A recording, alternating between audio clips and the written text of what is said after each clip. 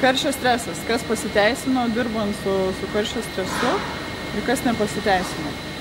Turim dvi sistemas, du ūkius, kuriuose galim palyginti būtent purškimą vandeniu ir aušinimą su ventiliatoriais. Vien tik tais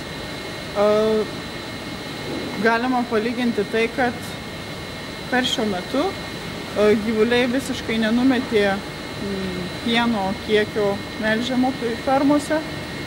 Kitoje fermoje, kur nėra būtent aušinimo vandeniu, tenais buvo pamestas pieno kiekis beveik apie 2 litrus, 1,5 litrų iš gyvulio.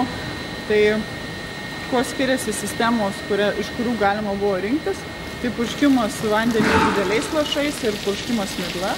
Pasirinkimas buvo dideliais lašais, nes vandens dulksna sukelia dušnumo jausmą, gyvulys dar labiau praranda komfortą, o dideliais lašais atsiranda gaivos jausmas.